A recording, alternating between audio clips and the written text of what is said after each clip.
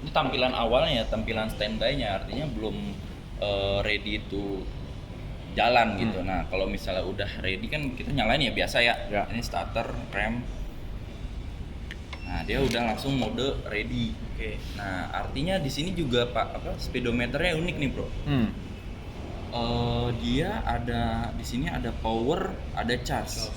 Nah power charge itu apa? Jadi kalau power itu ya powernya dari motor. Kalau charge itu tahu regenerative braking. Nah dia ada. Tapi kalau dia uniknya ini mode rain ya. Tanpa ngerem, ketika kita tarik lepas throttle dia langsung masuk charge. Gitu. Nah jadi kalau satu lagi kalau misalnya beda, dia kan ada 4 riding mode ya. Kalau yang di sini jadi rain, road, dynamic sama eco. Nah, jadi tinggal dipilih. Nah, rain, road, dynamic, eco. Dynamic apa sih? Dynamic itu ya versi liarnya, jadi manual gitu ya. Apa namanya? Kayak sistem keamanannya agak dikurangin lah gitu, lepas, jadi sensasi impresi liarnya tuh lebih dapat gitu. Nah, dia tuh kalau misalnya dynamic, kita lihat dulu deh dari eco dulu ya. Nah dari eco, nah ini bro, dia powernya menurun, tapi charge-nya penuh gitu. Nah terus kita coba nih, kita buka lagi rain misalnya. Nah berbeda lagi tuh, powernya agak naik. Terus kalau lu lebih dikit ya. Betul. Terus kalau lu perhatiin juga di sini kilometernya juga nanti akan cek lagi. Oke, kita ganti lagi road. Kayak gitu lagi, berubah lagi. Jadi powernya lebih nambah, cuma regenerative-nya nggak terlalu full. Nah, kalau yang dynamic dia full kanan kiri. Full kanan kiri. Artinya kalau misalnya lu berkendara bener-bener yang lagi full power banget, terus lu tiba-tiba tuh pas throttle tuh, ini bener-bener yang bisa sampai tinggi banget gitu. Itu seberapa efisien ketika lo pakai regeneratifnya? Nambahnya berapa persen gitu? Artinya seperti ini sih bro. Jadi kalau yang gue tangkep ya, regenerative braking inilah kita sebut lah ya. Itu dia tuh bukan seberapa banyak ini dia bisa buat ngecas nih motor. Tapi untuk meminimalisir pemakaian baterai yang terlalu maksimal. Jadi artinya kalau misalnya motor bensin nih, lu bawa, kalau lu bawa terus tengah kemacetan ngerem kan artinya kan pemakan dayanya kan lebih banyak. Kalau ini dia meminimalisirnya kayak gitu. Jadi dengan regenerative brakingnya itu dia akan bukan menambah baterainya sih, lebih menambah daya tahan si baterainya aja gitu. Kalau dari fiturnya sendiri dia overall sama kayak BMW sebelumnya. Artinya udah dilengkapi dengan DTC, Dynamic Traction Control, Automatic Stability Control, ASC, ABS Pro. Ya mungkin kalau gua mau jelasin nih, kayak ABS Pro gitu kan beda ya sama ABS biasa. Artinya kalau ABS Pro itu dia ada ABS cornering. Jadi ketika kita melakukan cornering biasanya kan, kalau coba deh lo naik motor terus lo ketika belokan lo ngerem mendadak, apa yang terjadi? Dia akan ada kayak semacam daya tegak lurus gitu loh. Nah itu dia menghindari itu, jadi ketika cornering akan lebih smooth ketika corneringnya gitu. Nah terus ada fitur lagi nih, mungkin yang bisa agak kelihatan adalah karena ini bobotnya 200 kilograman ya, 217 kilogram, motor ini udah dilengkapi sama reverser nih. Nah, jadi ya reverse assist. Nah, cara gunainnya kayak gimana? Karena kan yang setahu saya itu beda-beda ya. Maksudnya setiap motor kayak K1600 atau enggak R18 itu kan beda-beda cara menggunakannya. Nah, kalau untuk yang C04 ini kita harus dalam keadaan mode ready dulu nih. Nah, udah selesai mode ready, kita tekan tombol R ini atau reverse. Nah, dia langsung berubah. Jadi model harus sambil ditekan tapi ya? Ya, sambil ditekan. Jadi kalau kita rilis dia langsung balik lagi ke mode yang ke depan. Nah, kalau kita pencet ini lalu untuk mundurnya gimana? Bukan pencet bukan pencet starter, tapi ini throttle-nya tetap aja buka ya. Nah, untuk kecepatannya bisa dilihat tuh di di sini. Di speedometernya nggak terlalu tinggi sih, tapi kan emang fungsinya reverser itu kan bukan untuk gigi mundur, tapi lebih ke reverse assist, dia ngebantu buat mundur. Karena mundur effort juga pakai motor Iya. berat kayak gini kan. Berapa, 200 kilo? 200 berapa? 217-an kilo kayak gitu. Nah, terus fiturnya lagi dia kompartemennya ada dua. Kompartemennya ada di sini. Yang pertama yang 20 kilo, 20 liter ini. Wow, mantap. Jadi fungsinya bisa naruh charger bisa, jadi terus naruh helm bisa, naruh apapun yang lo butuhin bisa. Nah, uniknya di storage kompartemen yang di C04 ini dia tuh ventilated. Jadi ada udah aliran udaranya gitu. Jadi lo kalau misalnya lo lagi berkendara lo panas, tangan lo masuk sini nggak adem gitu. Oh gitu ya? Jadi artinya ini satu, terus yang kedua ada di sini.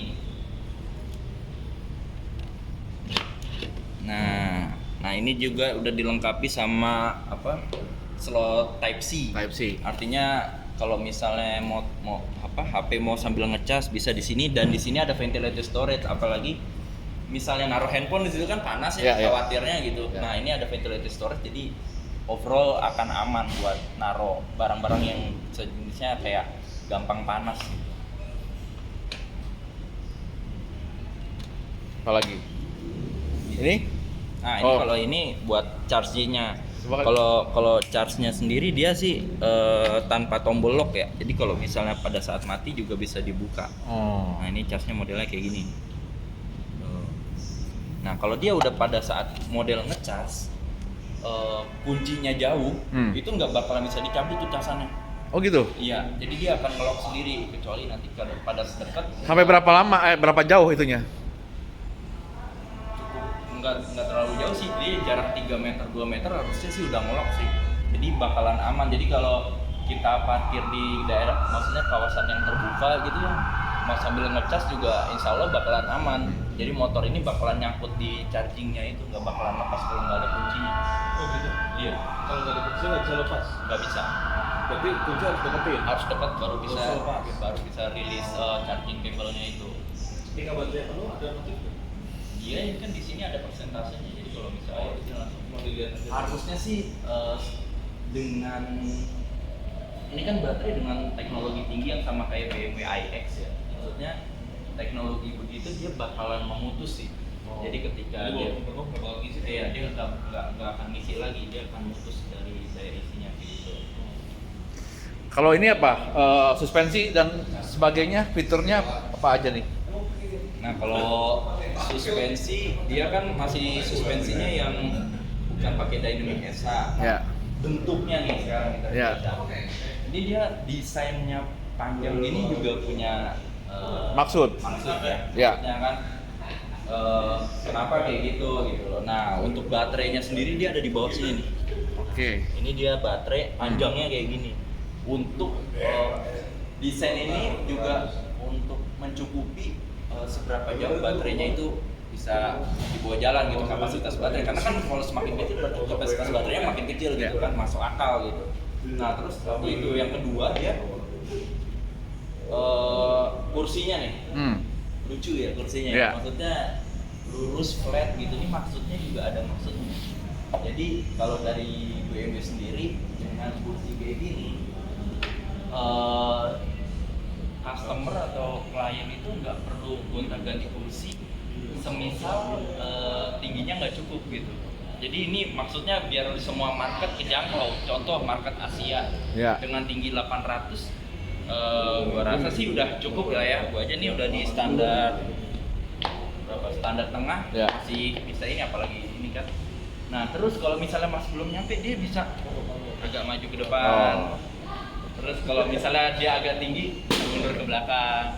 Satu itu, kedua impresi berkendara. Misalnya lu mau yang agak santai, kaki lu bisa letak di sini, terus lu agak mundur. Jadi di belakangnya itu nggak ada backrest, jadi lu nggak ada batasan buat duduk kayak gitu loh.